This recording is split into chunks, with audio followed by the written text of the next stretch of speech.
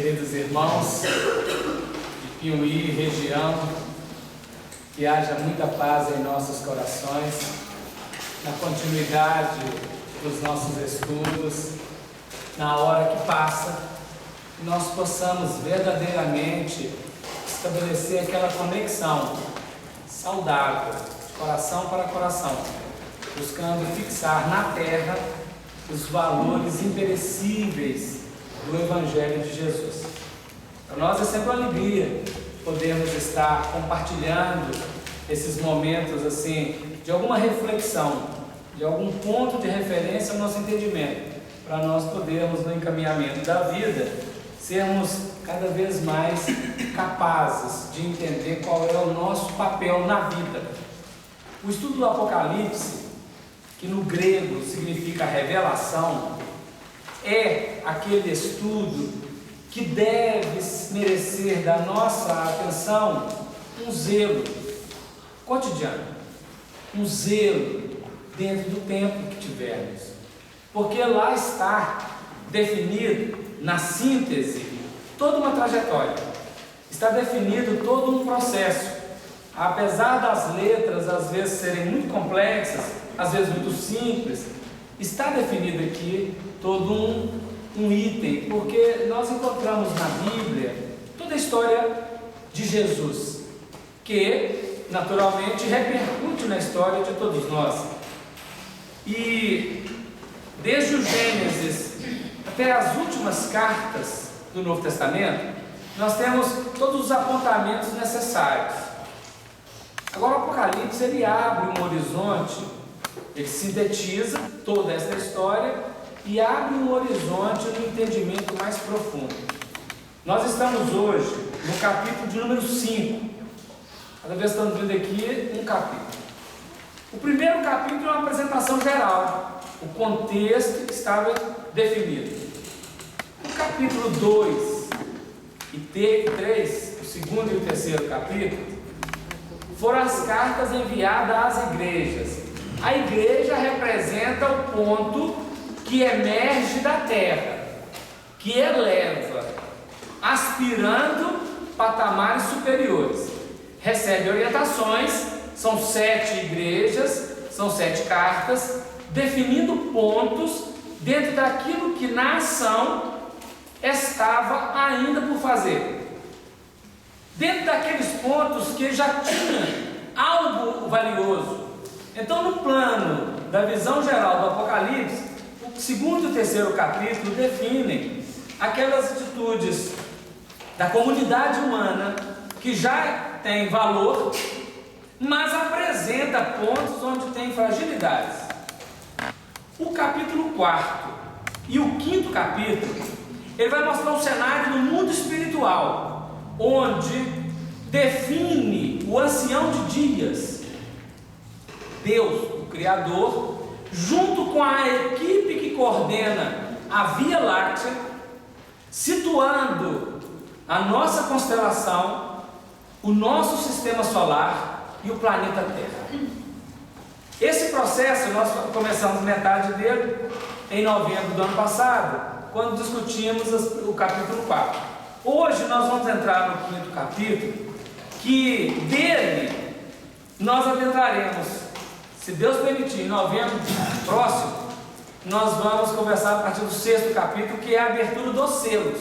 Aí, talvez alguns elementos mais históricos, de situações que já aconteceram e outras que irão acontecer, para a gente ter mais proximidade. Mas hoje ainda é aquela elaboração do plano superior em relação ao plano material.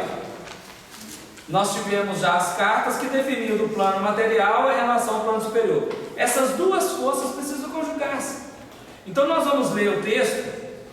Todos receberam? Quem não recebeu, nós temos alguns ainda para distribuir. Aqui, está aqui na frente. Se alguém não recebeu, nós vamos ler o texto, são 14 versículos somente, para podermos situar geral e depois vamos avaliando ponto a ponto. Podemos ver?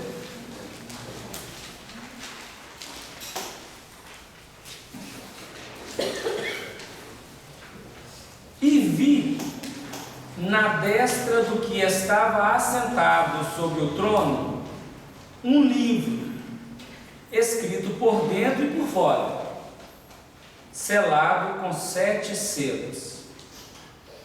E vi um anjo forte, bradando com grande voz: quem é digno de abrir o livro e de desatar os seus selos? E ninguém no céu, nem na terra, nem debaixo da terra, podia abrir o livro, nem olhar para ele. E eu chorava muito, porque ninguém for achado digno de abrir o livro, nem de o ler, nem de olhar para ele. E disse-me um dos anciãos: não chores. Eis aqui o leão da tribo de Judá, a raiz de Davi, que venceu, para abrir o livro e desatar os seus 7 selos. E olhei, e eis que estava no meio do trono e dos 4 animais viventes, e entre os anciãos, um cordeiro, como havendo sido morto, e tinha 7 chifres e 7 olhos, que são os 7 Espíritos de Deus, enviados a toda a terra. E veio e tomou o livro da destra do que estava assentado no trono. E havendo tomado o livro, os 4 animais e os 24 anciãos prostraram-se diante do Cordeiro, tendo todos eles harpas e salvas de ouro, cheias de incenso, que são as orações dos santos. E cantavam um novo cântico, dizendo: digno és de tomar o livro e de abrir os seus selos, porque foste morto, e com o teu sangue compraste para Deus homens de toda a tribo, e língua, e povo, e nação. E para o nosso Deus os fizeste reis e sacerdotes, e eles reinarão sobre a terra. E olhei, e ouvi a voz de muitos anjos ao redor do trono, e dos animais, e dos anciãos, e era o número deles milhões de milhões, e milhares de milhares, que com grande voz diziam: digno é o Cordeiro, que foi morto, de receber o poder e riquezas, e sabedoria, e força, e honra, e glória, e ação de graças, e ações de graças. E ouvi toda a criatura que está no céu e na terra, e debaixo da terra, e que está no mar, e a todas as coisas que neles há, dizer: ao que está assentado sobre o trono, e ao Cordeiro, sejam dadas ações de graças, e honra, e glória, e poder para todo sempre. E os 4 animais diziam: amém. E os 24 anciãos prostraram-se e adoraram ao que vive para todos sempre. Nesse pequeno trecho nós temos o passado em relação à terra, o passado, o tempo presente e o futuro. Porque toda a construção dos textos da Bíblia, coordenado pelos Espíritos superiores em nome de Deus e sob a orientação de Jesus, eles apresentam uma engrenagem grande que é o somatório de engrenagens menores que vão se, à medida que desenvolvendo os processos ou mobilizando o seu fluxo, o seu funcionamento, aquela engrenagem vai apresentando resultados, como Como nós, olhando um velocímetro, nós vemos as unidades de metros rapidamente passarem conforme a velocidade, daí a pouco nós temos as dezenas de metros, as centenas, os milhares e sucessivamente as expressões de grandeza. Uma engrenagem menor, ela pulsa, fazendo uma engrenagem maior pulsar. Nós temos, por exemplo, o milênio, mas o milênio, ele é o somatório na engrenagem do tempo do segundo, ou do milésimo de segundo. Cada segundo conjugado vai formando minuto, minutos formam as horas, e aí sucessivamente na contagem dos milênios. Da mesma maneira que na construção das coisas operacionais, a estrutura atômica, que não é nem vista a olho nu, ela, conjugada nas moléculas e nas unidades coletivas maiores, apresentam para nós o universo. E a respiração do átomo faz pulsar a respiração do universo. Então as unidades coletivas e as grandezas, elas estão intercaladas. A todo tempo nós veremos no contexto apocalíptico todo este movimento, onde já está falando do futuro, mas é preciso voltar ao passado e precisamos também entender o momento presente, o que está aqui. O texto começa dizendo, ele é uma continuidade do capítulo 4 que estudamos antes. Tinha apresentado o ancião de dias, que estava assentado sobre o trono. Tinha apresentado os 24 anciãos, havia apresentado os 4 animais viventes com 6 asas, havia apresentado os 7 Espíritos de Deus e o Cordeiro. Agora novamente retoma, só que um campo operacional, não mais apenas de apresentação.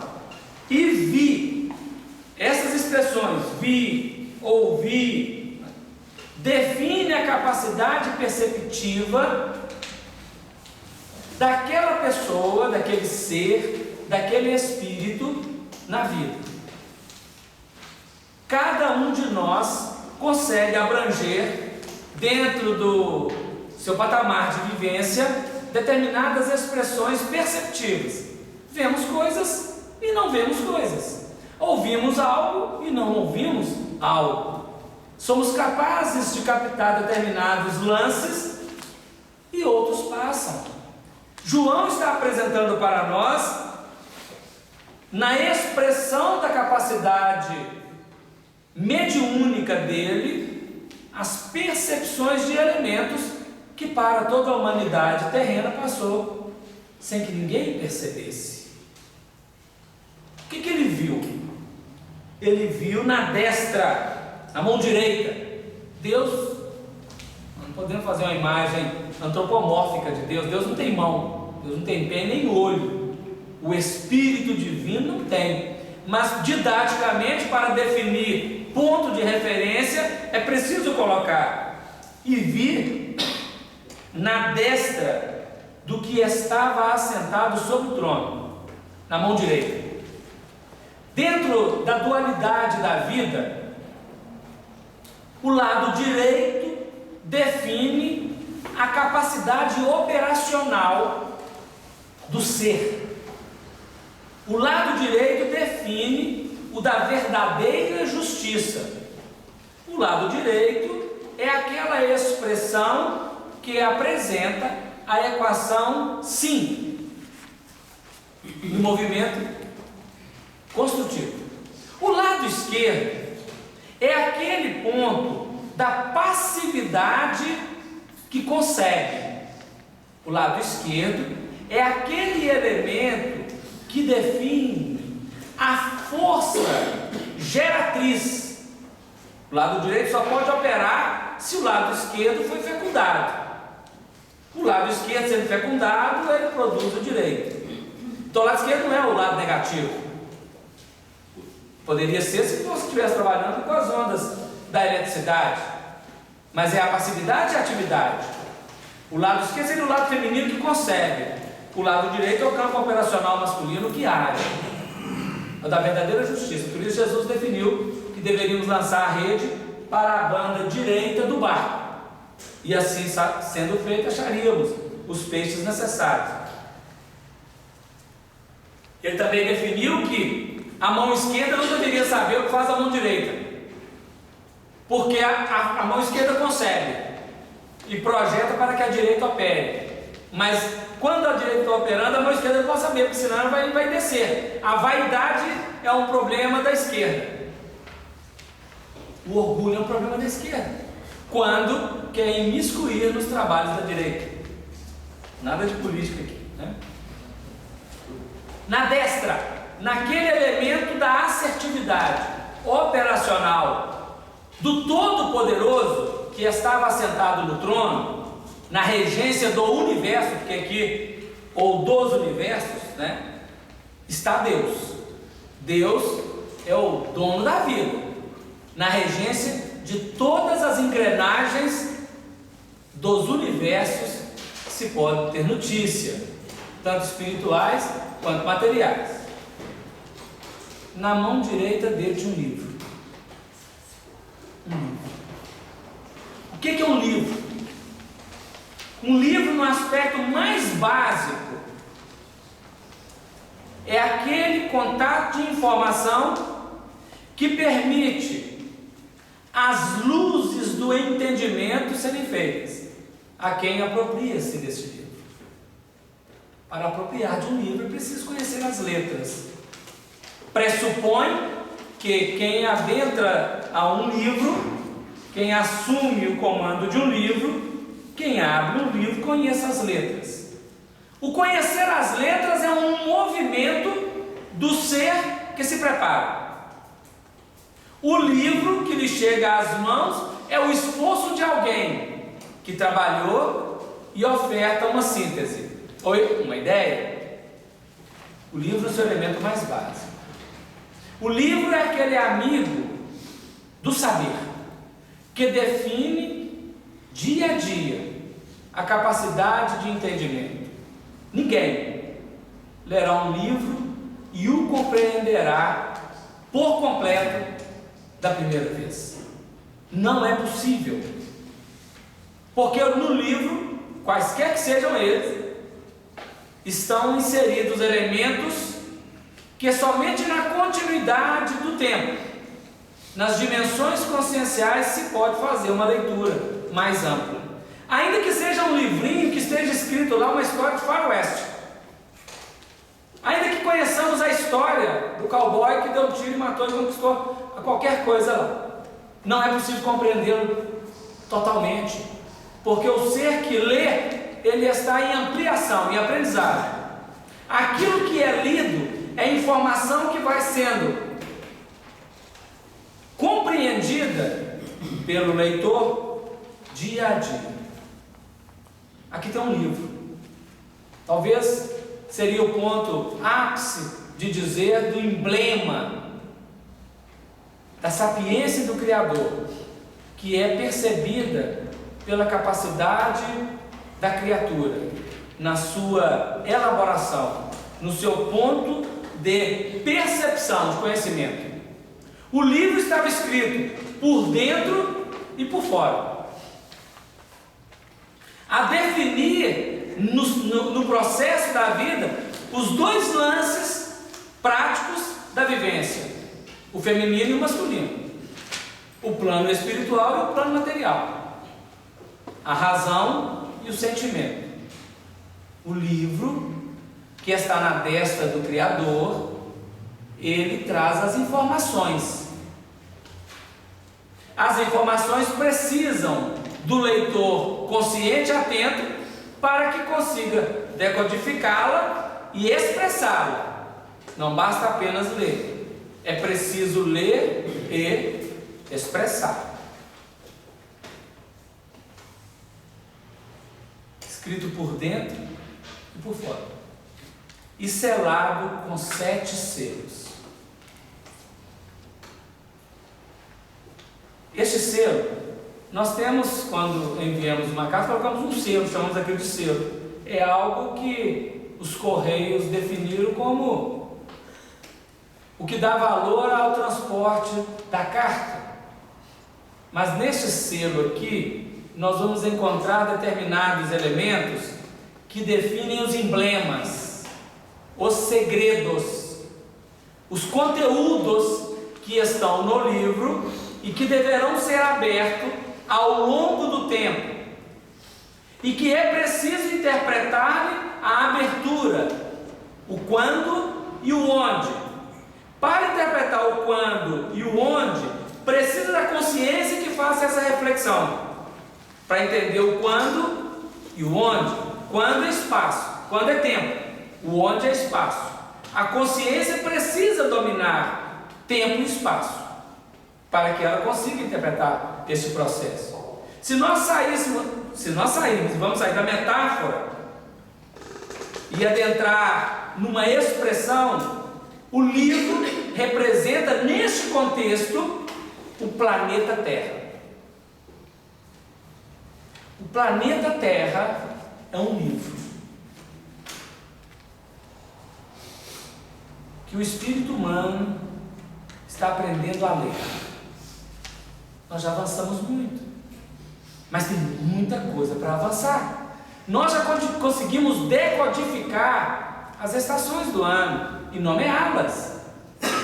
Nós já conseguimos decodificar as variações do clima favoráveis à semeadura e à colheita.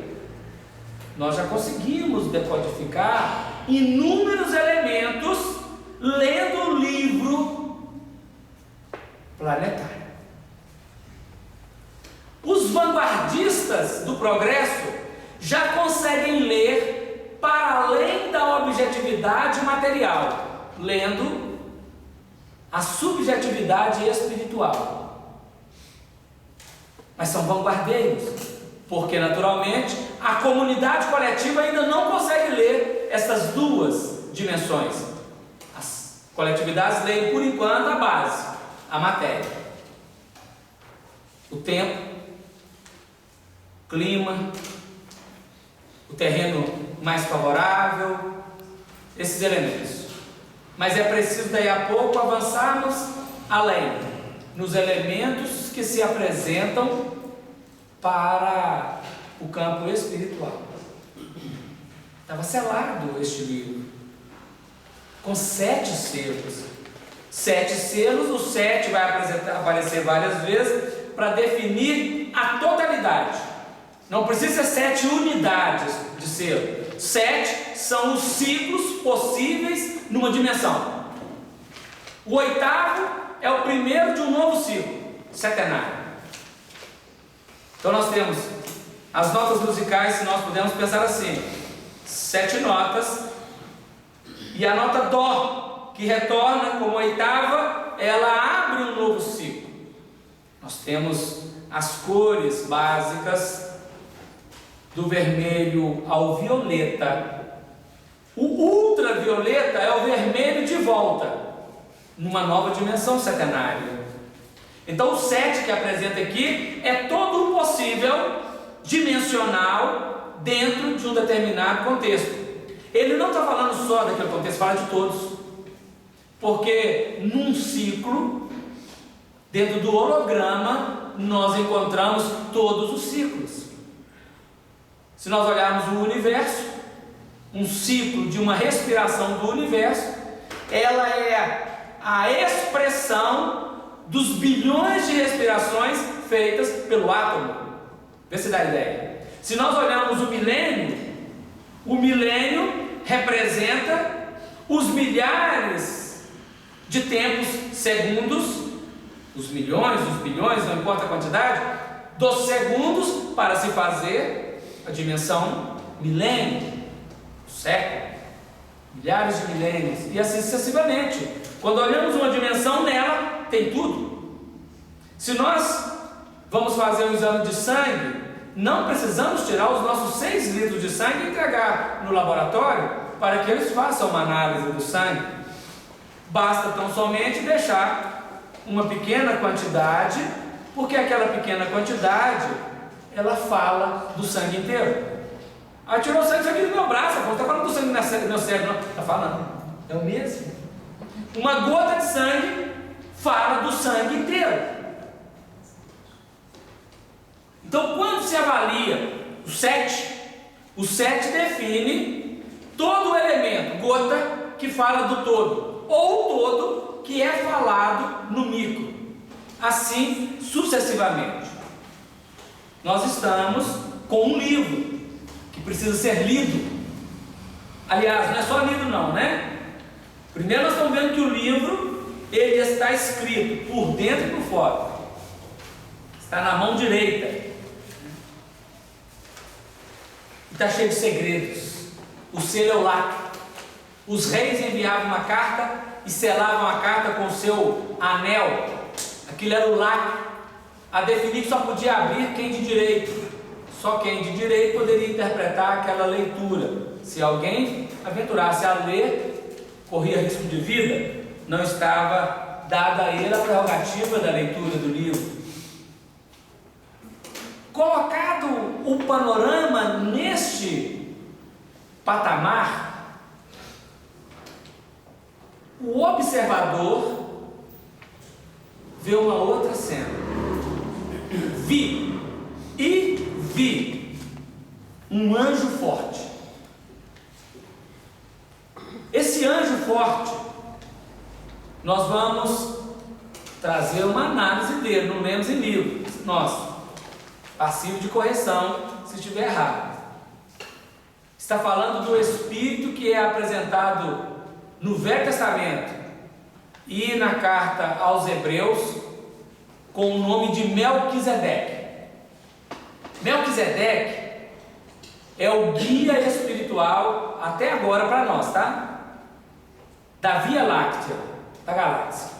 Pode ser que a grandeza dele seja só da constelação que estamos, mas nós achamos pelos textos que já lemos que a grandeza do Melquisedeque, ele é o Cristo da galáxia, ele e os 24 anciãos.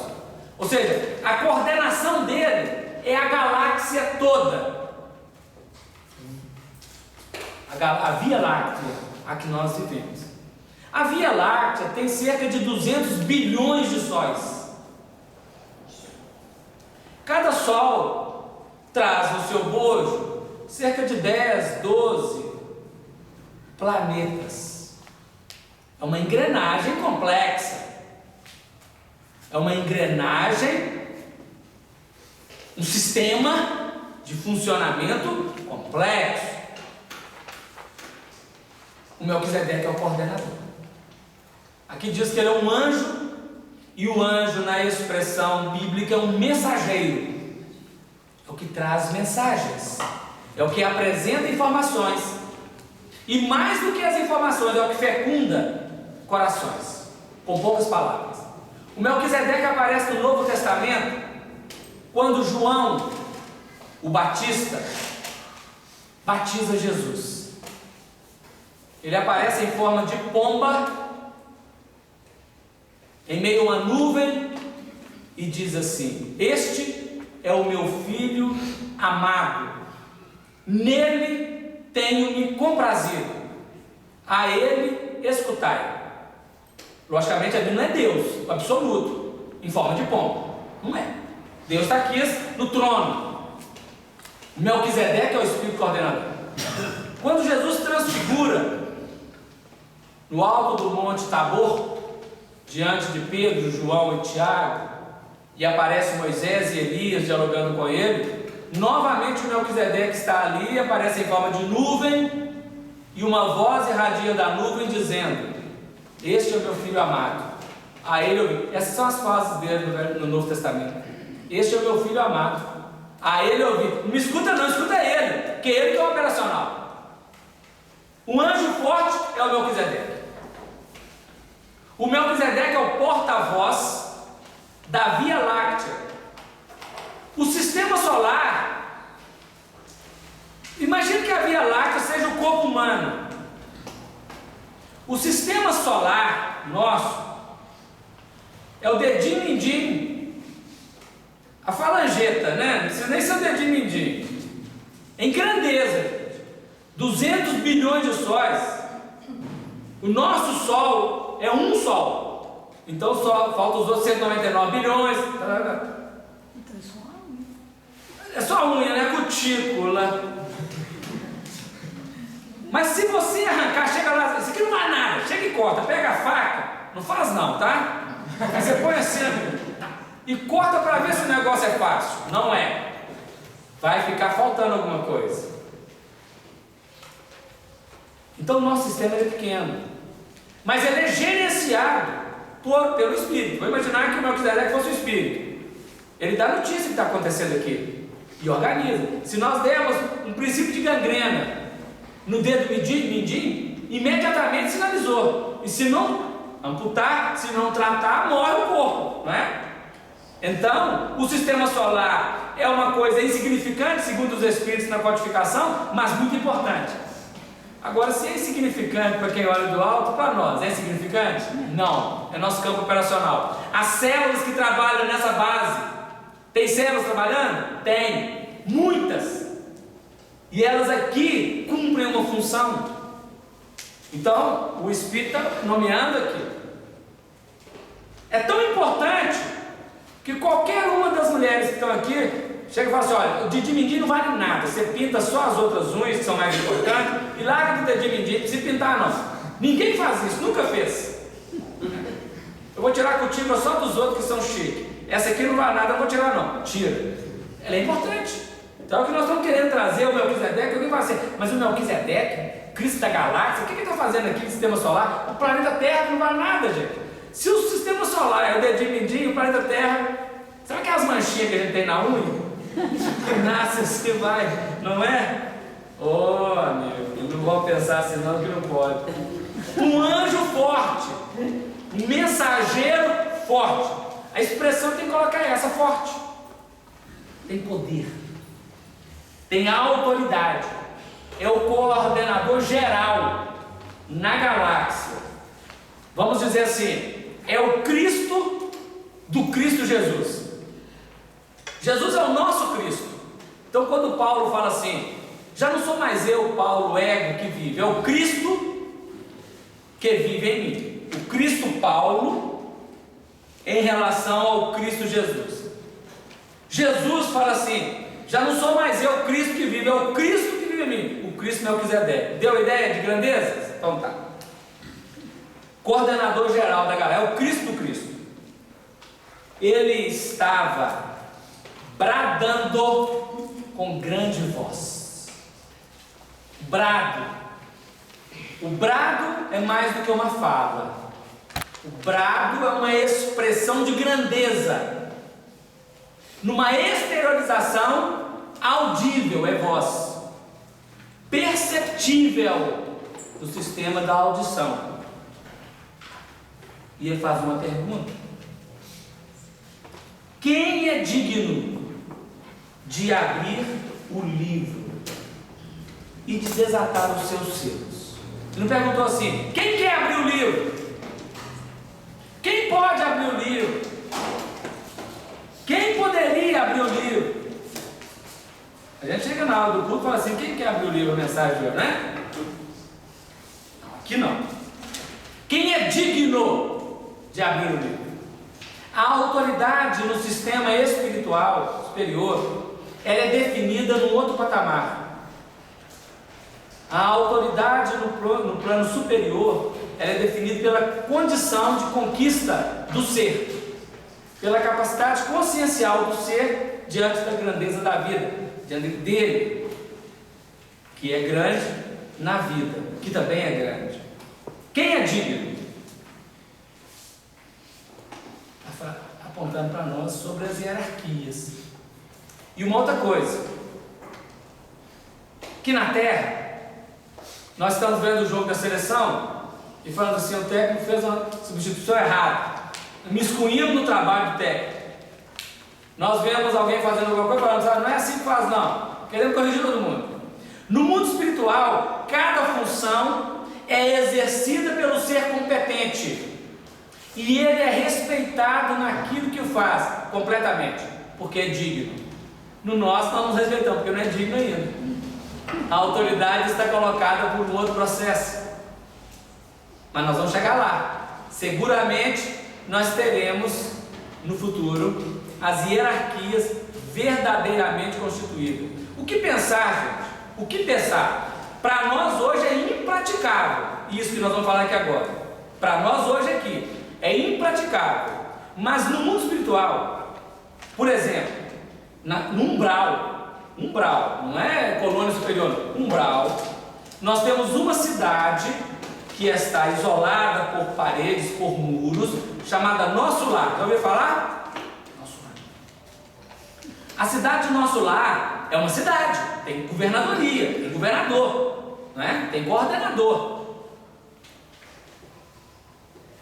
Quanto tempo é o mandato do governador de Nosso Lar? A cada 4 anos substitui? Tem eleição? Não, no mundo espiritual não se faz eleição. O popular não elege o mandante. O mandante é colocado por um outro mandante maior, para que governe o povo. Esse atual governador, ele tomou posse no ano de 1825. Quem já estava nascido aqui no ano 1825? Não nessa encarnação, né? 1825. Em 1939, ele tinha já 114 anos de governança. Já pensou se a gente fizesse aqui na Terra? Alguém assume o comando do governo e fica 114 anos? Por enquanto é impraticável, não tem jeito. Ninguém vive esse tempo, não é mesmo? Não dá para viver esse tempo depois dos 45 anos, que é o mínimo para ser presidente da República, no caso, né? E ninguém é digno de ficar tanto tempo porque não tem gabarito. Ainda não apareceu aqui na Terra. Mas no mundo espiritual já é. Então as hierarquias do mundo espiritual, tem quanto tempo Jesus é governador do planeta Terra? Desde quando foi construído, porque ele é o construtor. Passou a governadoria para outro? Não. Vai passar? Não. É dele. Tem 5 bilhões de anos. As hierarquias e a forma de liderança do mundo superior, ela está colocada num outro patamar diferente do que nós, seres humanos, que operamos de baixo para cima, estamos aprendendo a trabalhar. Aí de nós, se a gente não fizesse 4 anos no máximo, 5 anos, 8, né? Porque senão não conta não. Se mudar, transformar. Perguntou quem é digno de abrir o livro. Olha a expressão que diz: aquele que observava a cena, e ninguém no céu, nem na terra, nem debaixo da terra, podia abrir o livro, nem olhar para ele. Logicamente, aqui agora, quando abriu esse horizonte, está definindo um tempo sem tempo, quando o planeta ainda destacava-se da nebulosa solar. Porque Jesus não assumiu o comando da terra depois que ele morreu na cruz. Não. Jesus assumiu o comando desse livro, dessa embarcação, desde quando o Senhor Deus deliberou, pelas leis que regem todo o sistema de funcionamento dos universos, o destacar uma bola de fogo da nebulosa solar. Quando destacou, não tinha quem fosse digno para ler, até que se apresentar aqui, nós vamos ver quem, né? Jesus foi definido, ele não chamava Jesus ainda, né? Esse Cristo foi definido para ser o leitor daquele livro e construir, não só o leitor, e apresentar o livro de tal maneira que ele pudesse ser lido por todos os que tivessem durante o tempo, no tempo, o gabarito necessário. Então aqui nós estamos no momento, ninguém, nem no céu, nem na terra, nem debaixo da terra, podia abrir o livro, nem olhar para ele. Está nos primórdios. Por que não podia? Porque ele estava destinado a alguém, e o alguém ia ser apresentado ainda. Ele não está apresentado aqui, ele vai ser apresentado. Então, quem está percebendo a cena, o observador, ele está visualizando um elemento já passado, muito no tempo e no espaço. Ele está observando quando o Espírito que conhecemos como Cristo foi designado pelos que antecederam a Ele e os que sucederam a Ele para poder assumir a governança da terra. Olha, o objetivo do Apocalipse é revelar não somente o que está acontecendo nos dias atuais, e nós vamos estudar isso mais à frente, mas é revelar todo o fluxo de funcionamento dos universos, a regência de Deus e a corregência dos espíritos superiores.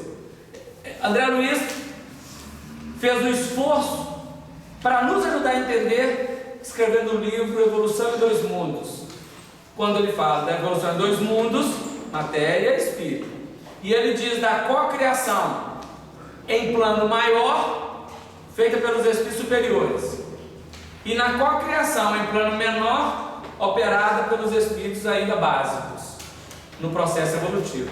Essas duas cocriações, elas são conjugadas, intercaladas, porque cada atitude de qualquer espírito é uma criação, com maior ou menor durabilidade no tempo. Qualquer princípio inteligente que pulsar, ele cria. E nesse criar, ele gera uma série de situações que vão ser consequências no futuro. Nós precisamos aprender, como princípio inteligente que já somos espíritos, a criar só saúde, nunca doença. Porque a doença somos nós que criamos. Eu não sei se eu consegui transmitir a ideia com esta fala. Os filhos de Deus, qualquer dos princípios inteligentes infinitos que existem nos bilhões de espaços universais, cada pulsar é uma criação. E como ainda seres inscientes, os que estão em cocriação em plano menor, criamos aberrações, criamos monstros na sombra, criamos situações deselegantes, trevas. E a treva precisa ser revertida em luz. O Apocalipse vai nos ensinar a transformar treva em luz. Do 6º capítulo ao 19º capítulo, ao 19º, são 14 capítulos, 7 e 7, onde nós teremos os elementos operacionais, aproveitando o circuito do tempo na Terra, e dele nós vamos aprender a converter treva em luz, porque cada selo aberto, ele vai mostrar elementos que vão acontecendo das negatividades, chamamos trevas, que precisarão ser convertidos em luz, que são as positividades. Então nós estamos nos preparando para isso. No 6º capítulo, mês que vem não, na próxima vida, né?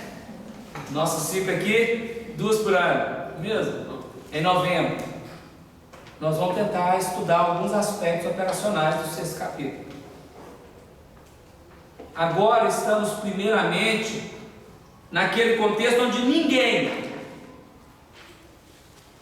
estava apto, não era digno, podia abrir o livro e nem olhar para ele. E aí nós vamos ver a grandeza de Jesus Cristo nesse período de tempo. Ainda não está revelado ele aqui, nós só estamos antecipando. Ele é o grande orientador do planeta. Somente ele é digno de abrir o livro. Por quê?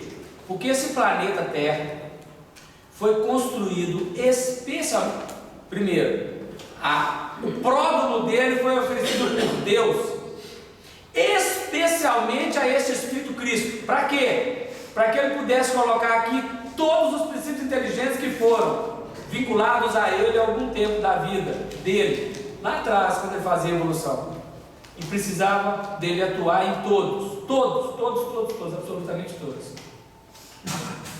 Pertence a ele. É como se um ancestral de alguém de nós estivesse prestes a morrer e fizesse um testamento dizendo que todos os bens dele, somente um poderia herdar, que somente aquele um tinha condições de gerir todo o processo ali. Os outros descendentes naquele processo não poderiam gerir, vai ser no outro, não naquele. Então o planeta Terra é especialmente para Jesus coordenar, e especialmente para todos que vinculam aqui, que são dele, todos. Logicamente a grandeza dele ainda transcende a Terra, não é? Não é só a Terra, mas só pensando por enquanto na Terra, para a gente entender a grandeza do Espírito Cristo, do Espírito que conhecemos com o nome de Jesus. Ele recebe das mãos do Criador esta massa de fogo deslocada do núcleo da nebulosa solar.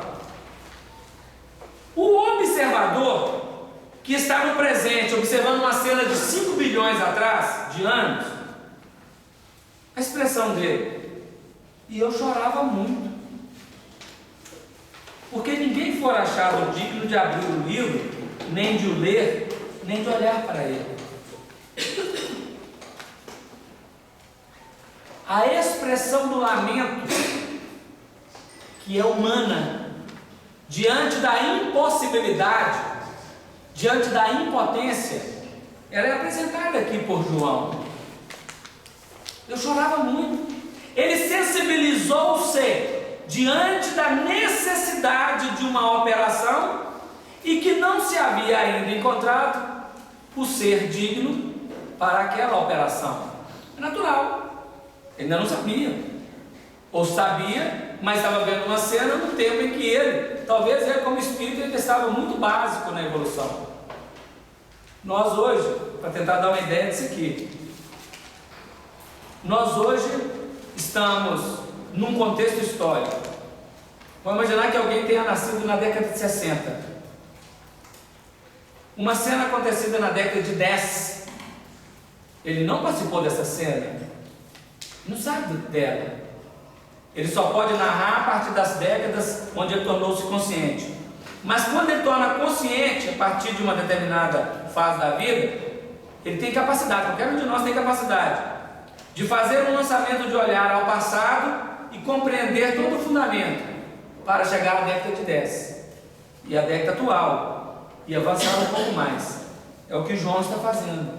Depois que ele tornou o espírito consciente e que ele faz essa ida ao passado e sem saber ainda o que ia acontecer, ele viu a cena e chorou. Quando ele expressa o lamento, daqui a pouco vem a orientação superior. É assim que funciona na vida. A criança chora porque perdeu o brinquedo, chora porque aconteceu algo, e a autoridade tutora chega e diz: não chore, isso vai ser solucionado assim, não é? Então aqui nós estamos diante do fenômeno da vida, que acontece em todas as grandezas. Talvez nós mesmos, há poucos anos atrás, não sabíamos da liderança de um espírito da grandeza de Jesus no planeta Terra. Talvez nós mesmos pensávamos que o planeta era uma grande bola no espaço a Deus dará, um caos que não tem lei, não tem ordem. Talvez nós mesmos pensássemos assim. E pensamos diferente porque recebemos uma orientação que diz: não chore, a terra tem coordenação. É uma embarcação que tem uma coordenação. É uma embarcação que está coordenada pelos espíritos superiores em nome de Deus. Talvez nós mesmos pensávamos dias atrás que a nossa vida era um Deus dará. E nascia, morria, acabava, não tinha sentido nenhum nascer e viver. Mas a revelação tirou de nós o lamento e disse: sua vida tem um sentido.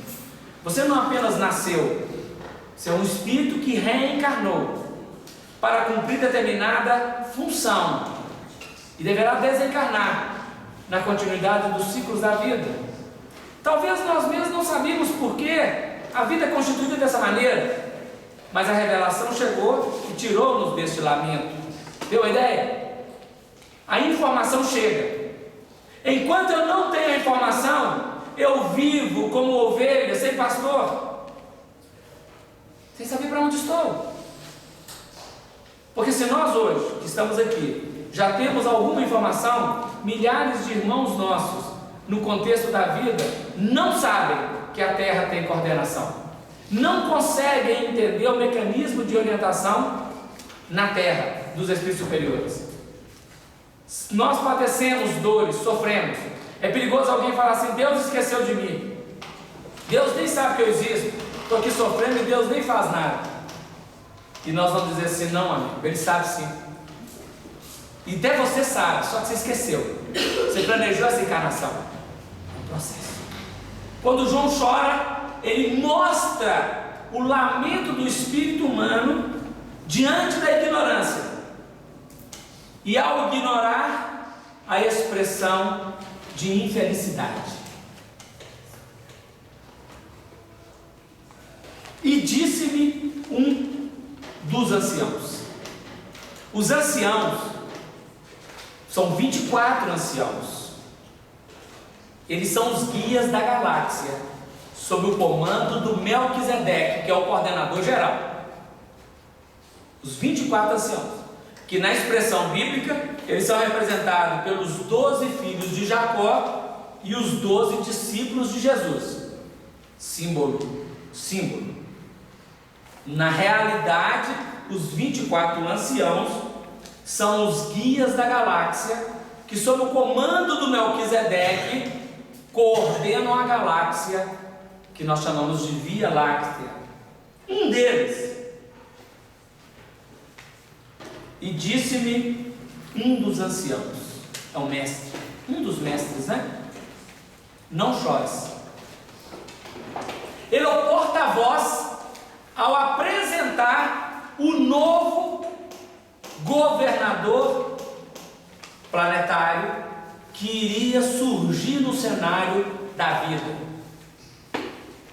É como se fosse o dia da posse daquele governador. Eis aqui o leão da tribo de Judá. Olha que ele vai fazer uma expressão lá no passado, usando os termos do presente. É preciso. Nós vamos olhar o passado com o entendimento do presente. Ele está falando da vida de Jesus e está dizendo de uma cena do passado, conjugando esforços, para nós tentarmos entender. Para Deus não existe nem passado, nem futuro e nem presente. Tudo é presente, não é? Somente nós, no processo material, precisamos do elemento temporal, segmentado, para entender. Para Deus, a semente, a árvore, é uma coisa só. Para nós, não, semente é semente, a árvore é árvore, não é? Nós precisamos dos processos. Nascemos, crescemos, desenvolvemos, morremos. Fases. São etapas exteriores. Na intimidade somos o mesmo. O Espírito, que está construindo corpos cada vez mais aptos à livre manifestação dele. É isso que está em jogo aqui. Eis aqui o leão da tribo de Judá.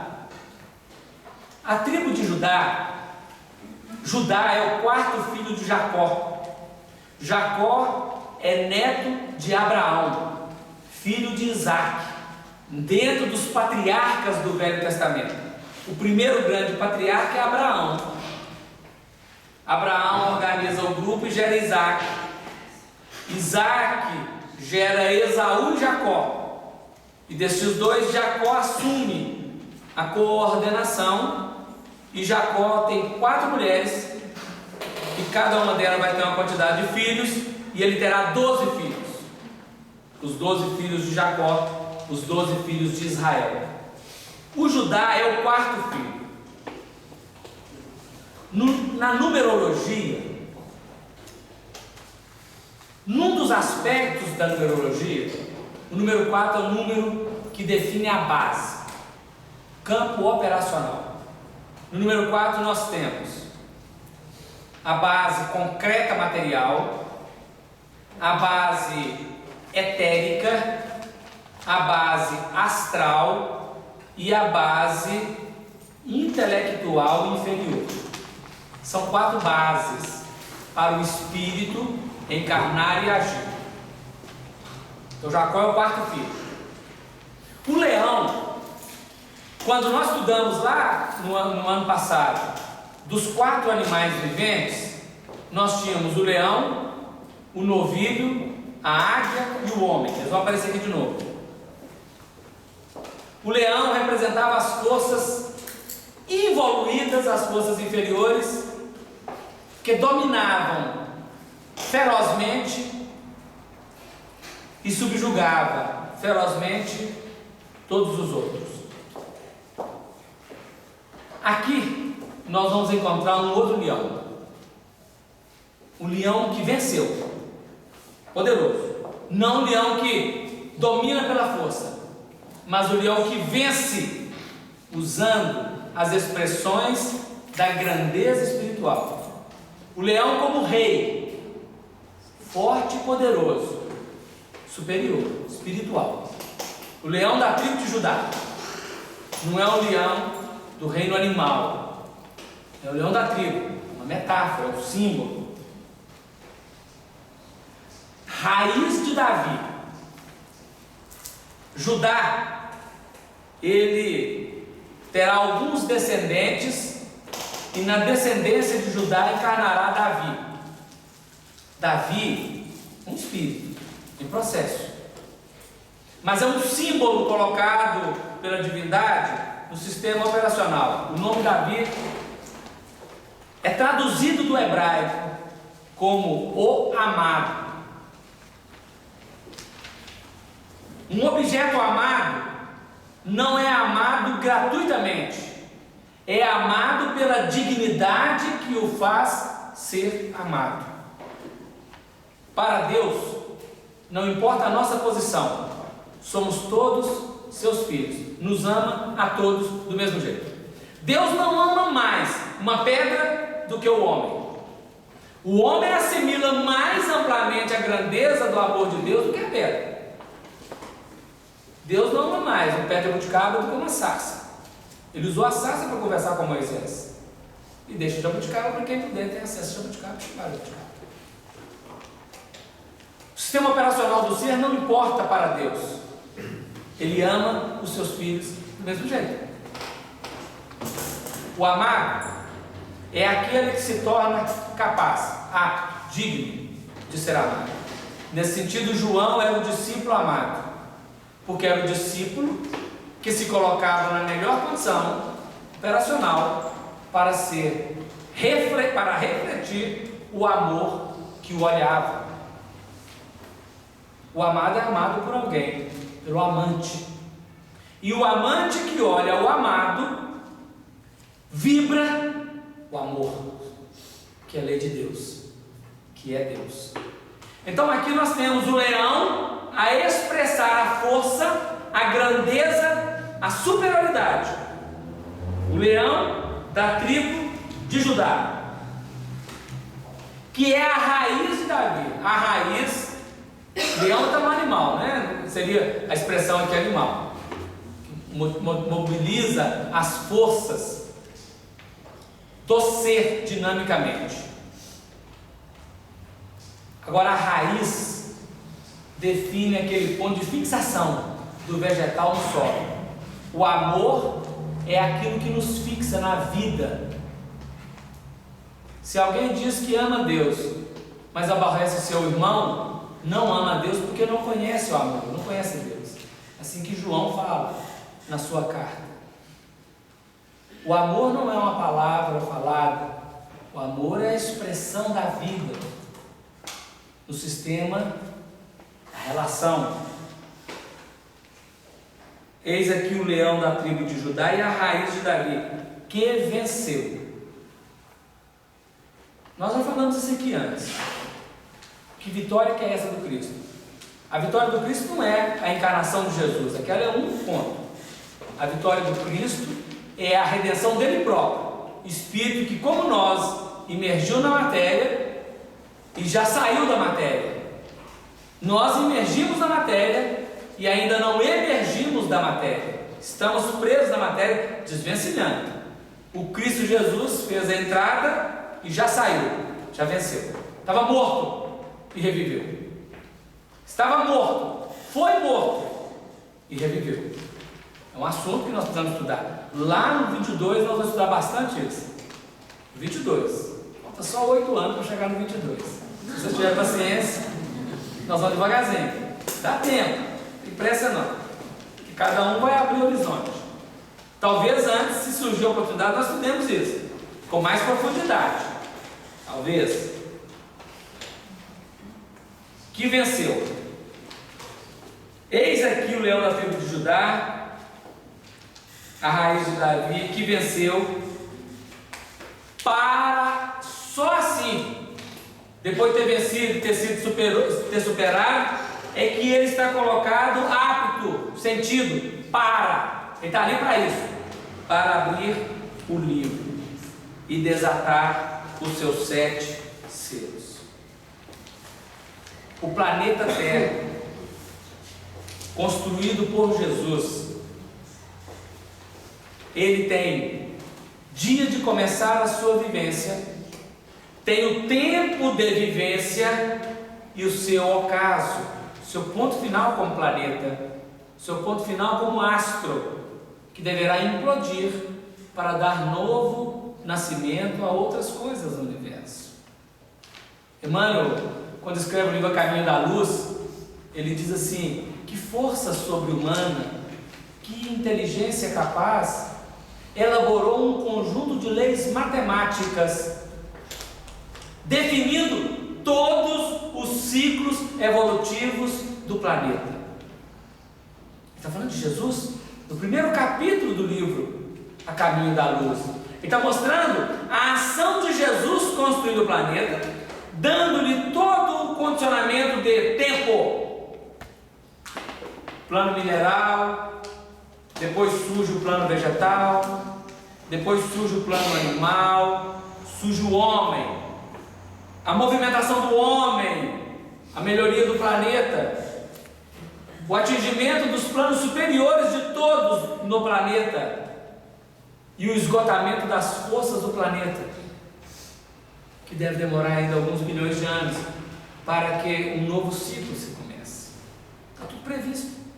Ele era apto a desatar todos os selos, todos os períodos de desenvolvimento do planeta.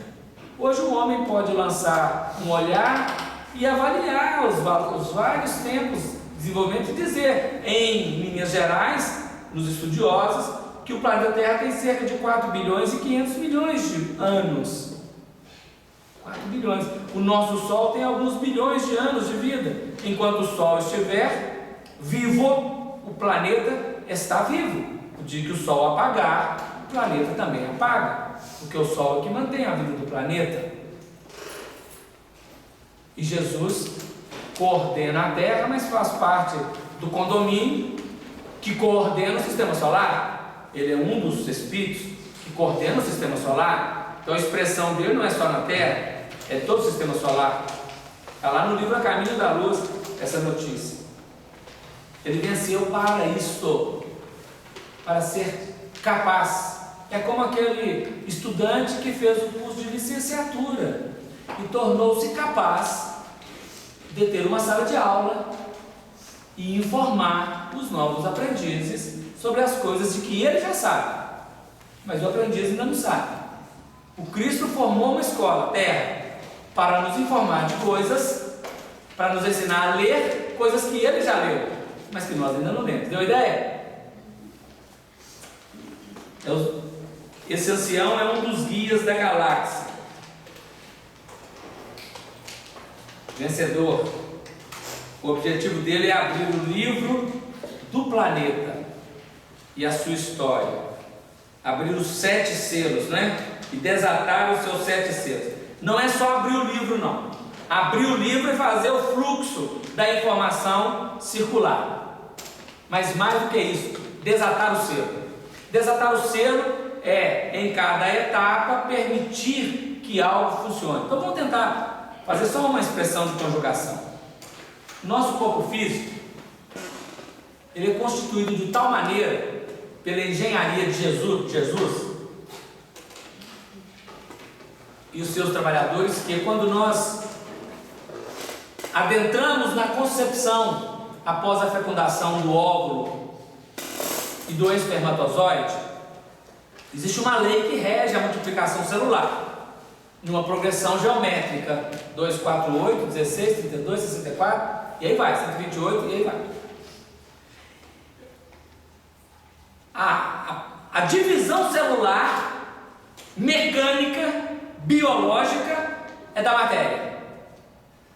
A regência qualitativa da divisão é do espírito, porque é o perispírito dele, encarnante, que ordena a multiplicação celular, a força conjugada. A embriogenia ainda não conhece o perispírito, não sabe por que a coisa acontece, sabe que ela acontece, mas o que faz acontecer? Perispírito.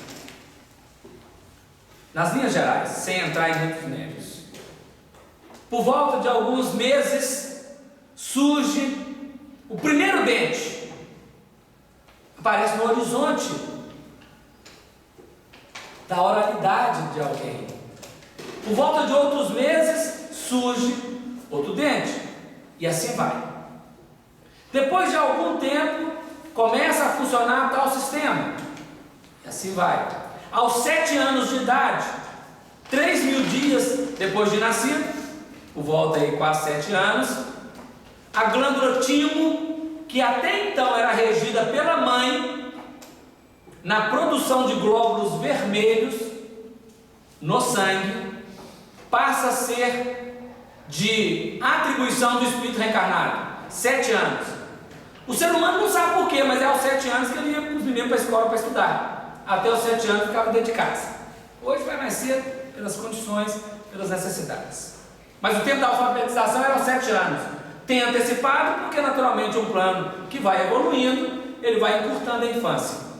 Aos 7 anos a glândula timo pulsa e aquilo que era a regência da mãe corta. E o espírito abre horizontes novos. Freud olhou isso sem saber o que era isso e falou assim: aos 7 anos de idade é o complexo de Édipo do menino, o complexo de Electra da menina, é a transformação, e tem grande transformação, é só observar. Aos 14 anos, 12, 13, 14, vai variando, na mente, no cérebro, regendo a mente, começa a funcionar a glândula pineal, a epífise, que a menina vira moça e o menino vira rapaz. E nós ficamos sem entender o que acontece com aquele menino, com aquela menina, que agora começa a ter um totalmente diferente comportamento do que eu tinha antes.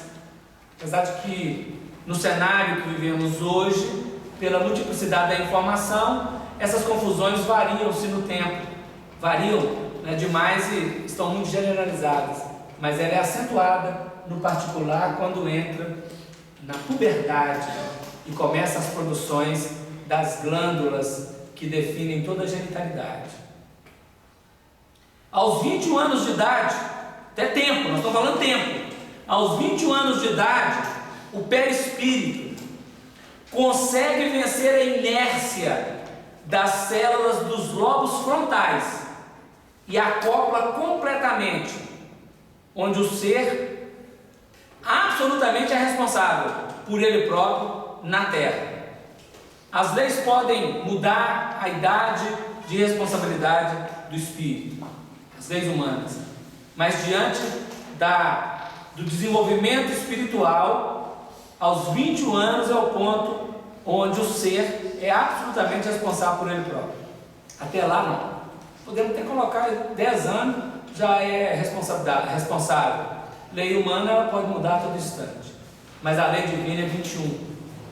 No 21 termina a fase juvenil e terminar e começar, a gente sabe como é que é, igual escurecer e amanhecer. Não está assim, agora é noite, agora é claro. É aquele processo, né? A Terra. Esses são laços que a ciência já consegue desatar. Selos que a ciência consegue desatar, ou seja, entendimento. Nós já entendemos alguns selos da Terra. Tem alguns que nós vamos entender ainda desse processo aqui. Não sei se está dando para acompanhar, se está cansativo o negócio, mas é para a gente pensar. Ciclo abrindo ciclo. e olhei. Até agora, ele falou assim: eu vi, né? Chorava. Agora tem um movimento diferenciado. Eu olhei. Antes ele estava vendo o que era mostrado. Agora ele olhou e buscou saber. Diferente. Às vezes nós andamos pela vida vendo o que a vida nos mostra. Até o dia em que eu pergunto: o que é mesmo a vida? Eu já não sou mais um ser passivo que observa. Eu sou um ser ativo que pesquisa. Ele agora entrou na pesquisa. Abre outro horizonte. E olhei e eis que estava no meio do trono, o trono é de Deus, e dos 4 animais viventes. Os 4 animais, só para recordar, é o leão, o bezerro, a águia e o homem. Representa a síntese dos tipos psicológicos humanos em operação evolutiva nos planetas.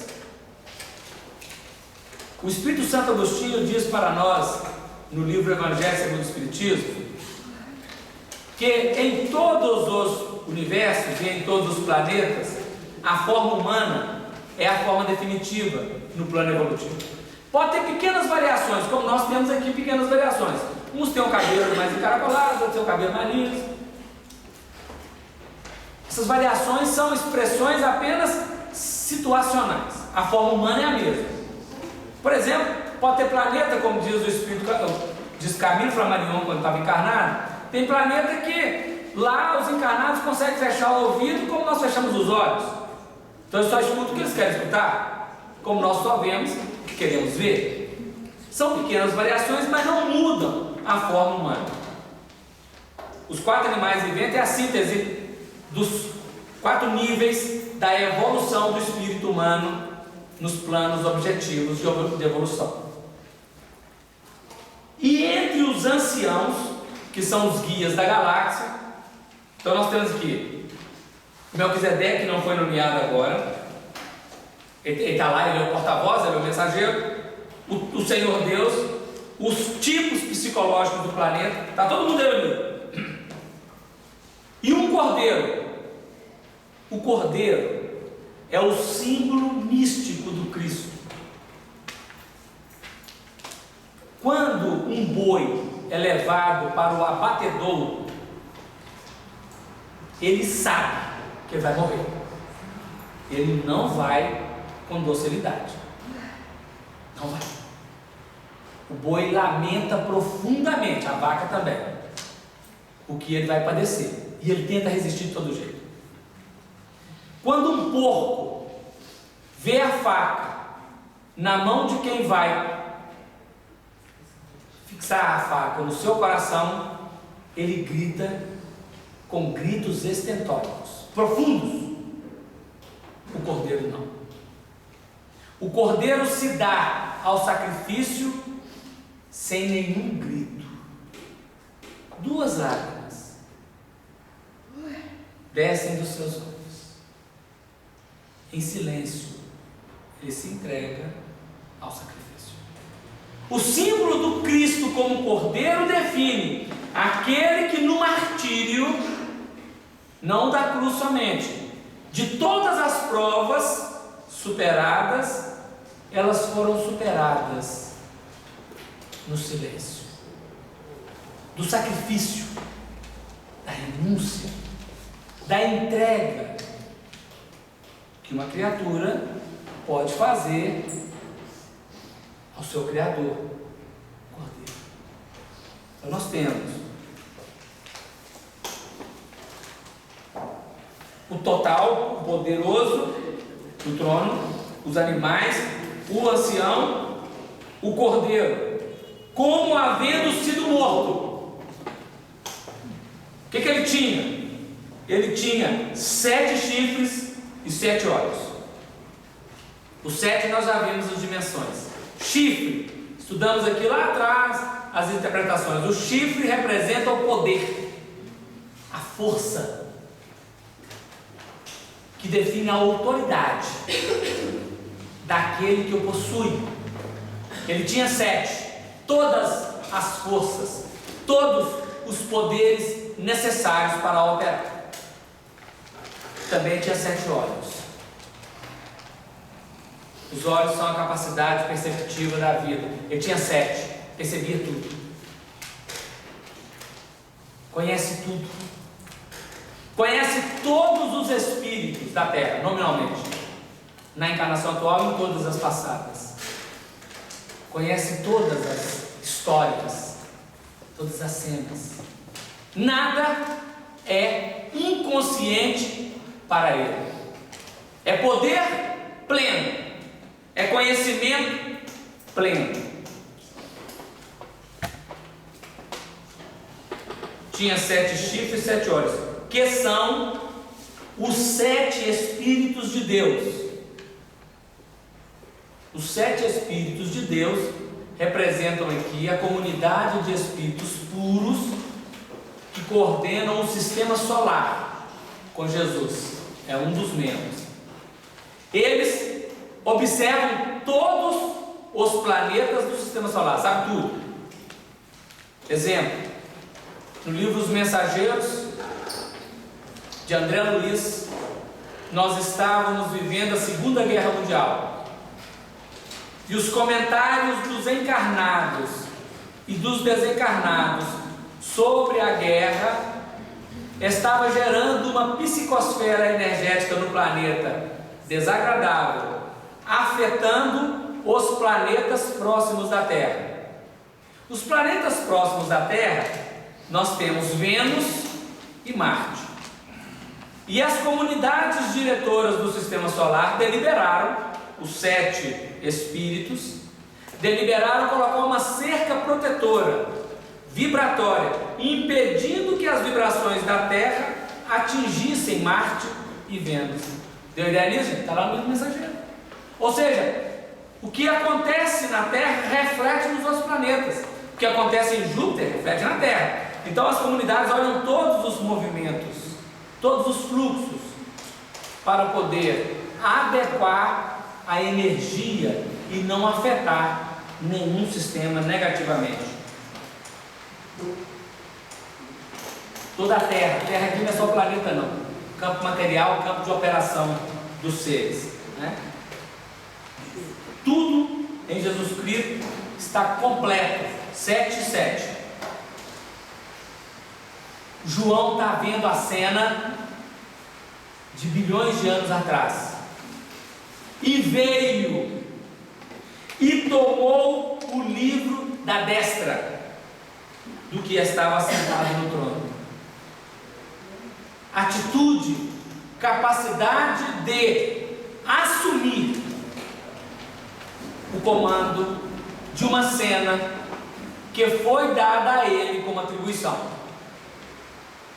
Alguém que é convidado para uma função e que toma a função como sua e opera com ela no tempo que seja necessário. Ele veio, atitude, coragem, apropriou-se do livro do planeta Terra, que estava escrito por dentro e por fora, no plano material e no plano espiritual, com espíritos encarnados e com espíritos desencarnados, com todos os ciclos dimensionais da vida.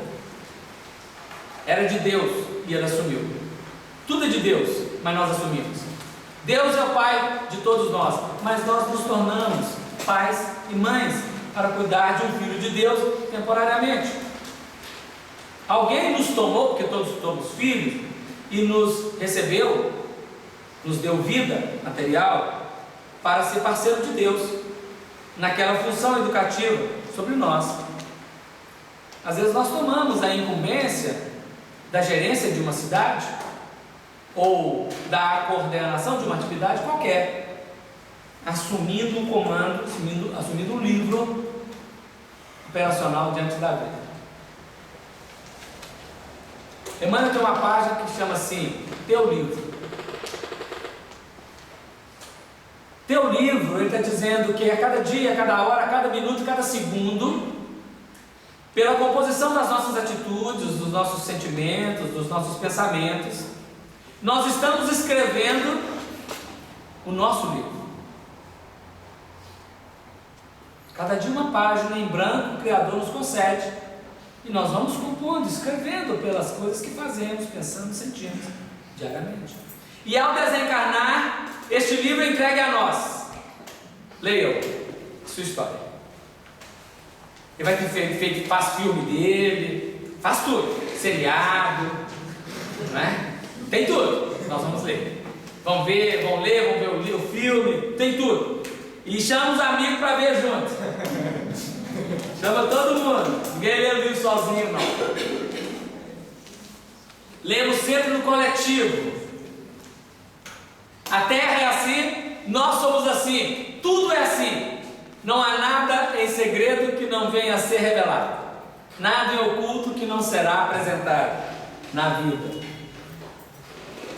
Tomou o livro, assumiu o comando, recebeu de Deus a delegação de ser o governador do planeta.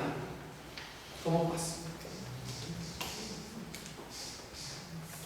E havendo tomado o livro, assumiu o governo, tomou posse da governança.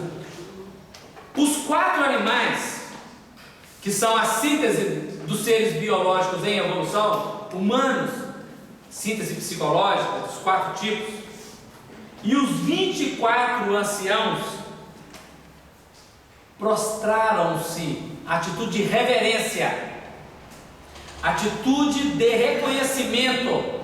Quando Jesus nasceu, ele recebeu dos magos 3 presentes: o ouro, o incenso e a mirra. O ouro fala do reconhecimento da realeza de Jesus. A mirra e o incenso reconhecem a sua autoridade espiritual e a sua capacidade moral de reger todos os ciclos do planeta. É um símbolo. Prostraram-se.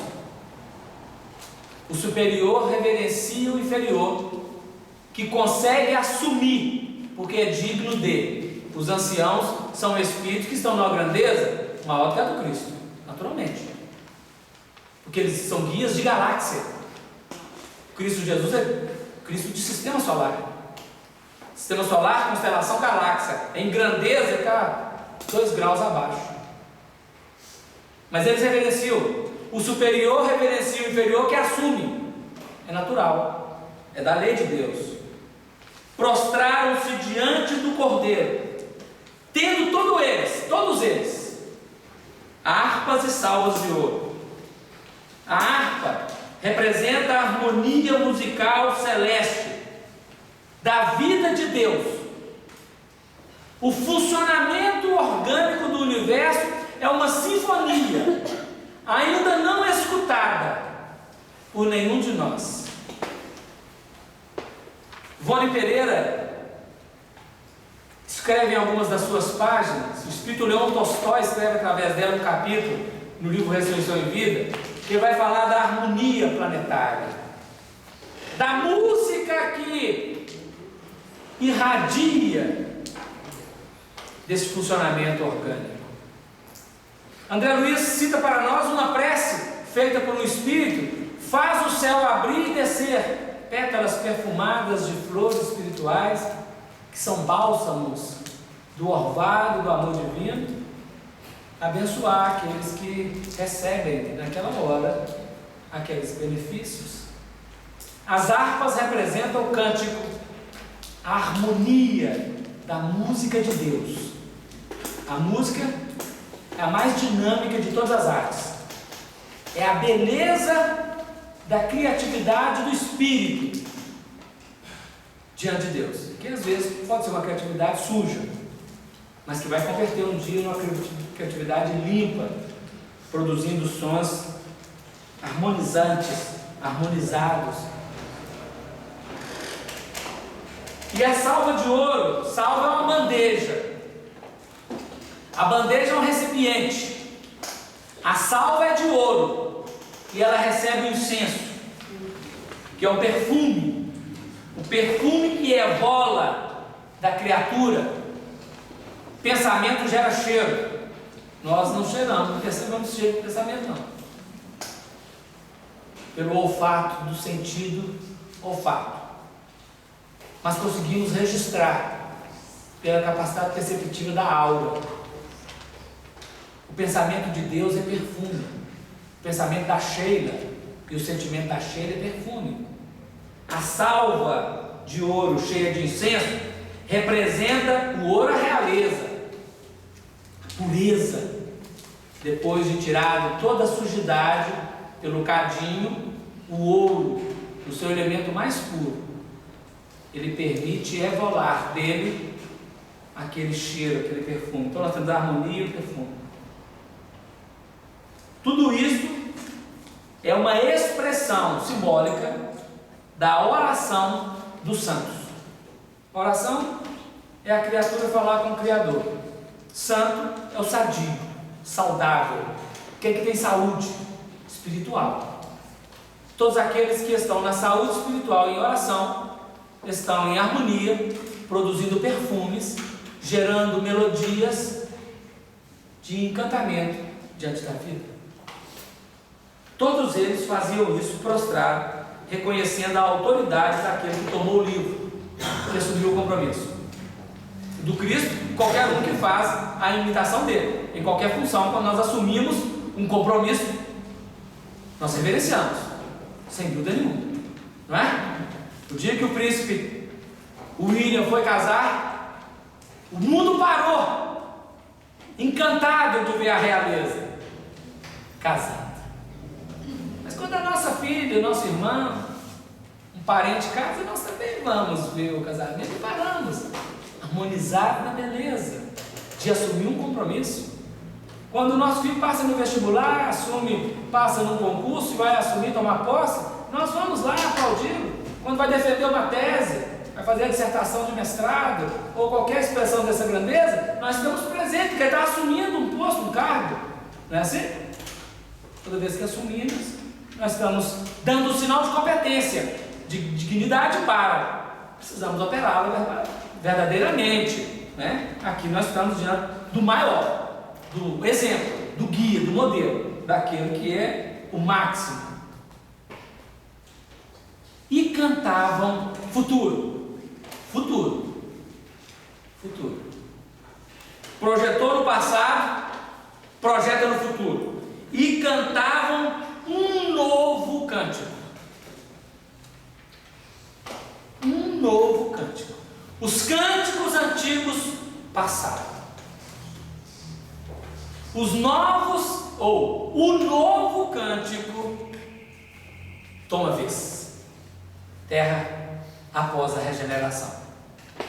Terra após a superação do estágio de expiações e provas, atingindo o mundo feliz, superando a regeneração. Um novo cântico, dizendo, aqui está no futuro, versículo 9 projeta no futuro: digno és de tomar o livro. Porque Jesus ainda não é reconhecido na terra verdadeiramente como governador da terra. Alguns falam que ele é, mas ainda não é, de fato, né? A maioria, mesmo para aqueles que falamos que ele é, às vezes nós temos dúvidas se é mesmo. Digno, esse aqui agora é verdadeiro, esse cântico é verdadeiro, porque estarão todos vinculados a ele. Reverência: digno és de tomar o livro e de abrir os seus selos, reconhecendo a sua autoridade, Senhor, de coordenar as nossas vidas, e nos colocamos, diz e faremos, apresenta a ideia e executaremos. E aí por isso ele diz para Pilatos: o meu reino ainda não é deste mundo, porque se fosse, os meus me defenderiam. Ainda não defendemos, porque foste morto, e com o teu sangue estou falando de Jesus, não mais do Cristo, na queda e na redenção, estou falando de Jesus. Foste morto, e com o teu sangue compraste para Deus homens de toda tribo, língua, povo e nação. O sacrifício do Cristo, vindo ao planeta dar o exemplo, é o ponto de referência da transformação moral de todos os espíritos da terra. Todos. Toda a terra vai transformar, cada um no seu tempo, cada coletividade na sua hora. Mas na regeneração que estamos adentrando, e vamos estudar dos capítulos 6 em diante, que é o ciclo de término da expiação em prova e de início da regeneração. A regeneração inicia no capítulo 20 e 21 do Apocalipse. Então nós estaremos ainda 14 capítulos para discutir algum elemento da expiação em prova que estamos vivendo. Todos, toda tribo, toda língua, todo povo, toda nação, todos foram comprados pelo sacrifício. Claro, está apresentando o processo que vai acontecer, que já para ele aqui já é acontecido, para nós ainda está sendo vivido, não é mesmo? Da mesma maneira que o professor, para ele o que ele ensina para a criança já é vivido, mas para a criança já é conhecido, para a criança está sendo vivido naquele momento, ele está apenas favorecendo a vivência do processo.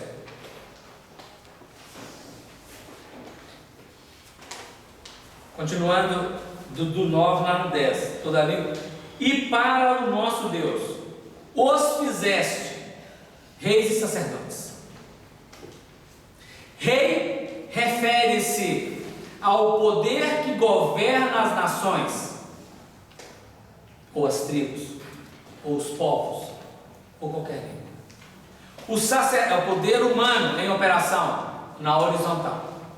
O sacerdote é o poder que governa a moral, a religiosidade, a espiritualidade. Todos seremos feitos reis e sacerdotes. Todos seremos, todos, superiores, intelectualmente e moralmente, na razão e no sentimento. Todos atingiremos o equilíbrio da operação na vida, captando a vida. Porque eu só posso operar na vida, que é o masculino, quando eu captar a vida, que é o feminino, diante da grandeza de Deus. Por isso que Maria capta a vida a partir de Gabriel, que era o mensageiro, e opera na vida, fazendo nascer Jesus. E para o nosso Deus os fizeste, de todos, reis e sacerdotes, e eles reinarão sobre a terra. Mundo feliz, mundo celeste, mundo divino, onde o altruísmo será a regência para todos os que estão vinculados ao planeta. E olhei, novamente é ele que busca. Quando estava encarnado Flávio Cavalcante, ele tinha um programa, J. Silvestre, O Céu é o Limite, coisa assim. Os mais antigos, mais antigo é ruim, né? Aqueles mais experientes, conhecemos. Não conhecemos? Conhecemos. Qual é que é o nosso limite? O que é o céu? Ele olhou de novo, buscando qual é a minha curiosidade saudável. Aonde eu estou buscando? Dolores levantou a mão lá, que ela conhecia o J. Silvestre. E olhei, olha aqui atrás, ele diz assim: e olhei, e eis que, e olhei e ouvi. Capacidade de percepção daquilo que está para além do som humano, que é registrado pelo sentido auditivo. O que ele ouviu? A voz de muitos anjos, para além das vibrações que tangem a audição humana, animal de uma maneira geral que ouve mais do que o homem, porque ele ouviu a voz dos muitos anjos que estão ao redor do trono. São espíritos que já redimiram-se.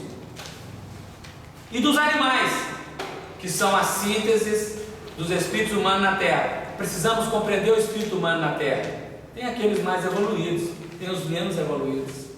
Tem aqueles mais capazes, tem os menos capazes. Nós precisamos pedir a quem é capaz o que ele pode dar. Precisamos pedir a quem não é capaz o que ele pode dar. Eu não posso inverter a ordem. Tem que conhecer. E ele continua ouvindo a voz dos anciãos, dos guias da galáxia, Via Láctea. A Via Láctea não é só um sistema para embelezar a nossa vista durante a noite. É um ninho onde vibra milhões, milhões e milhões de vidas. E era o número deles, milhões de milhões e milhares de milhares. Daqueles que já se redimiram no processo evolutivo, ele captou. Nós estamos começando a captar a voz dos espíritos superiores. Já abrimos mão, já começamos a fechar o nosso ouvido para as vozes dos espíritos inferiores que tendem a atrasar o nosso processo evolutivo. Já ouvimos as vozes dos benfeitores da humanidade que dizem assim: amigos, vem conosco, nós já estamos mais à frente, caminhe conosco. Que com grande voz diziam: a humanidade do futuro, todos vão cantar, né, um novo cântico. Novamente está o cântico aqui: digno é o Cordeiro. Digno é a atitude da mansuetude na vida, da capacidade de renúncia, do altruísmo sacrificial em favor da vida. Isso é dignidade. Que foi morto, morreu a parte negativa. Digno é aquele que foi morto de receber o poder, que superou a autoridade. A grande voz é um brado, né? E riqueza. A riqueza são valores. E sabedoria. Riqueza, valores, vamos dizer, materiais. E sabedoria, são valores espirituais. E força, capacidade operacional. E honra, o respeito e a dignidade de ter feito. E glória, a substância da vida. E ações de graças. A expressar todo um patamar de grandezas do Cordeiro e de quem consegue perceber. Porque a morte de Jesus, diz Paulo de Tarso, para gregos e judeus é loucura. Para nós que aprendemos reencarnação e redenção, é espírito de sacrifício em favor da criatura. Não é loucura. É o caminho da redenção. É o esforço da criatura a ensinar outra criatura como fazer para redimir-se. Mas tem que ser morto para poder ser capaz de viver. Morte é ponto real de transformação, de mudança, de mutação. Se a semente não morrer, ela não germina. Precisa. A semente morre. O corpo morre. O espírito ressurge. Um corpo morrendo deve ter oferecido muita coisa para que o espírito tenha aprendido diante da vida, para que a morte tenha dignidade. E ouvir, continua ouvindo, toda criatura que está no céu, na terra e debaixo da terra. Francisco de Assis ouvia os peixes e ouvia as aves. Ele não apenas falava com os peixes, ele falava com as aves. Francisco de Assis penetrava na intimidade da criatura que estava revestida por um aspecto peixe, um aspecto ave, ou qualquer que seja. Ele via além da aparência o ser, a centelha divina, que é íncita no átomo de qualquer criatura. Francisco de Assis é o próprio João, que também já fazia isso. E ouvir toda a criatura que está no céu, na terra e debaixo da terra, e que está no mar, porque tudo fala de Deus, ainda que esteja em fase embrionária, em fase negativa, tudo fala de Deus, porque todas as coisas são filhos de Deus, e a todas as coisas que neles há dizer, ao que está sentado sobre o trono e ao Cordeiro sejam dadas ações de graças e honra e glória e poder para todo sempre. Quando a criatura está redimida, ela penetra na verdadeira vida. Nós não vamos olhar mais o cascalho como olhamos hoje. Nós não vamos olhar mais nada quando nós redimimos como nós olhamos com os olhos de hoje. É um outro sentido. Já mudou muita coisa para nós. As pessoas já mudaram, a sociedade já mudou. Ela continua a mesma, mas o nosso olhar sobre ela é diferente, por causa da revelação. Futuramente nós iremos olhar tudo, fazer como Francisco de Assis chamar o fogo que iria cegá-lo de irmão fogo. Irmão fogo, eu sei que você queima, e eu preciso do seu calor porque é meu olho. Você tem que fazer o seu trabalho, irmão fogo. Faça e faça com brandura. E alguém chegou e encostou a chapa quente no olho dele, tinha que ficar cego, doente. Irmão fogo. É diferente do nosso olhar sobre o fogo. Francisco de Assis viu o vento e falava que irmão vento. O sol era irmão sol. A lua era irmã lua. Não era apenas um astro, a lua ou o sol. Apenas um dos elementos da natureza, o vento. Era um irmão que cumpria uma função. A chuva é irmã. Tempestade também.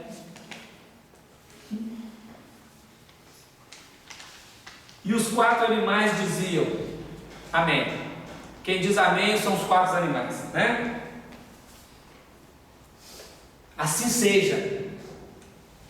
Os 4 animais representam os espíritos em evolução, a síntese dos 4 tipos.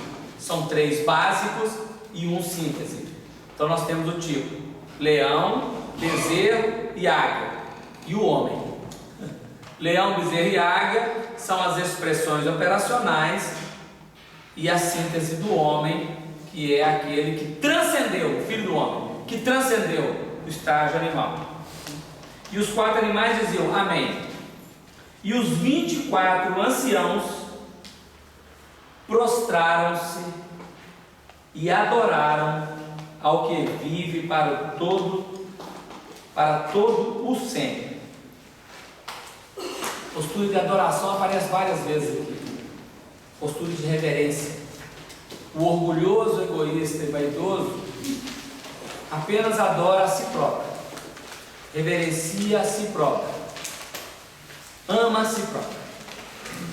O espírito que superou ama a vida, reverencia a vida, adora a vida e vive a vida. O capítulo 5, o número 5, porque cada capítulo é numerado conforme a síntese da unidade que ele reflete. O número 5 representa a estrela de 5 pontas. A estrela de 5 pontas na numerologia, é o espírito encarnado na matéria para alterar. Esse capítulo 5, ele mostra de Deus para os homens, do plano espiritual para os homens, a força crística que rege o livro da vida, nas suas dimensões, em todas as suas dimensões, que foi lido por um espírito encarnado, que chamava João, e que foi refletido para toda a humanidade, que está lendo para compreender a grandeza da vida. O 6 fala das forças do homem em aferição. Aí abre selo. É selo que não acaba mais, são 7. Nós vamos abrir selo à vontade na próxima vez. Deus que abençoe o tempo, né? Vem preparar, traz uma matula, traz uma xícara, nós vamos, vai demorar. Umas 2 horas mais ou menos, é o que tem sido, né? Para que nós possamos de fato compreendendo o mecanismo. Aqui já está dando notícia do fim, mas nós temos que viver o processo. É assim, devagar. com a paciência, com a tolerância que nós contamos com todos aqueles que estamos buscando a verdade. Então, que nós possamos, de fato, a partir do momento em que adentramos nesses pergaminhos, nesses nutrientes, nessas forças que alimentam a nossa alma, penetrar nelas com aquela reverência que os mestres que já se mostraram apresentam e sermos capazes de decifrar o enigma que somos. Decifrando o enigma que somos, decifraremos o enigma da vida que é. Essa é a proposta do Apocalipse, a revelação. Então, quando nós estamos estudando isso aqui, nós estamos estudando nós mesmos. Fizemos algumas correlações para entender. A Via Láctea é o nosso corpo. É a Via Láctea. Tem planeta que não acaba mais aqui. Tem sistemas, tem sóis, tem tudo. Precisamos aprender a ler. O macro e o micro, coisa só. Só com as grandezas compatíveis a cada um. Nós queremos agradecer muito essa oportunidade, esse dia, esse momento de podermos estar de coração para coração conversando, apresentando pontos, refletindo sobre pontos, reflexionando. Teremos 150 dias pela frente para refletir sobre esse 5º capítulo, 5 meses mais ou menos. Em novembro, outros pontos de reflexão irão surgir. Muita paz a todos, muito obrigado, devolvemos a palavra à nossa coordenação e que Deus abençoe cada um nessa caminhada.